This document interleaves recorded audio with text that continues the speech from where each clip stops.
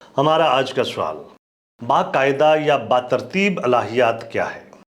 इस वीडियो के अंदर मैं बाइबली तालीमात की रोशनी में सवाल का जवाब दूंगा और इसके बाद कुछ मददगार तालीमी वसाइल को जानने में आपकी मदद करूंगा, लिहाजा इस वीडियो को आखिर तक देखिए। बातरतीब या बाकायदा की इस्तिलाह किसी ऐसी चीज़ की तरफ इशारा करती है जिसे तरतीब दिया गया हो या जिसे कानून और असूल या फिर किसी कायदे में रखा गया हो। बाकायदा या बातरतीब अलहियात इसलिए इल्म इलाही का वो हिस्सा या दर्जा बंदी है जिसे एक ख़ास तरतीब दी गई है और इस इल्म इलाही के बहुत सारे हिस्सों को तरतीब के साथ बयान किया गया है।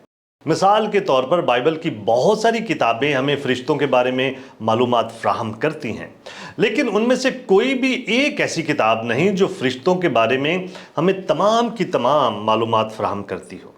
बाकायदा या बातरतीब अलहियात उन सारी किताबों में से फरिश्तों के बारे में दी गई मालूमात को इकट्ठा करके एक ख़ास तरतीब के साथ हमारे सामने पेश करता है और इसको इल्मुल फरिश्तगान का नाम देता है। बाकायदा या बातरतीब इल्म इलाही का काम यही है, यानी बाइबल में पेश की जाने वाली तालीमात की जुमराबंदी करके उन्हें एक ख़ास तरतीब के साथ पेश करना। बाकायदा या बातरतीब इल्म इलाही का जो हिस्सा खुदा बाप की ज़ात का मुताले करता है उसके लिए अंग्रेज़ी इस्तिलाह थियोलॉजी प्रॉपर या पेट्रोलॉजी इस्तेमाल की जाती है।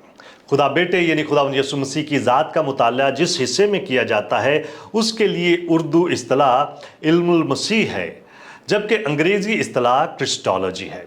रूहुल कुद्दुस के बारे में जो हिस्सा बात करता है उसका उन्वान इल्मुल रूह है, जबकि उसके लिए अंग्रेज़ी इस्तिलाह न्यूमेटोलॉजी इस्तेमाल की जाती है।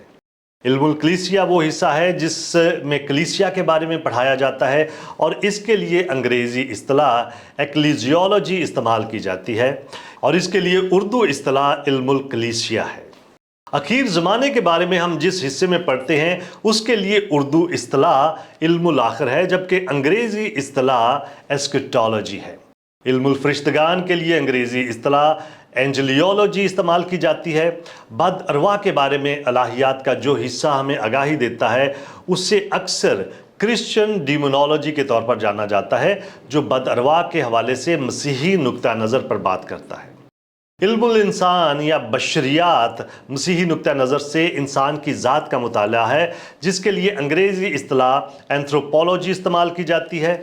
अलहियात का जो हिस्सा गुनाह का मुताला पेश करता है उसे उर्दू में इल्मुल गुनाह और अंग्रेज़ी में हमार्टियोलॉजी कहा जाता है।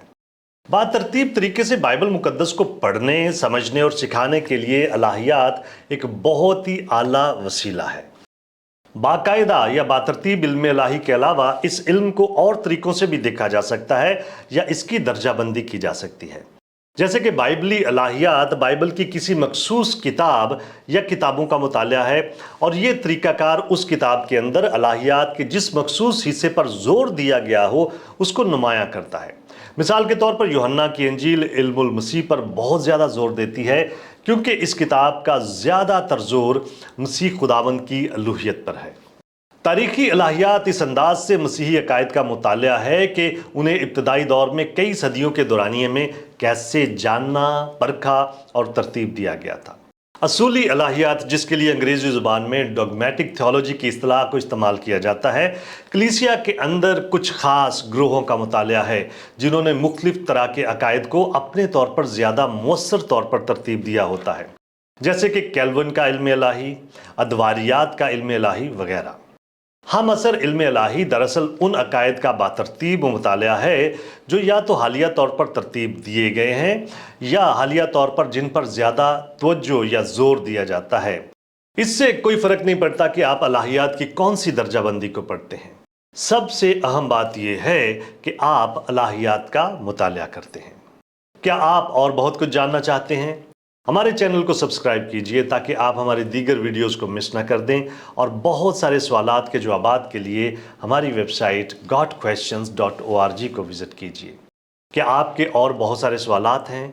बाइबल मुकद्दस के पास आपके सभी सवालात के जवाबात हैं। शुक्रिया।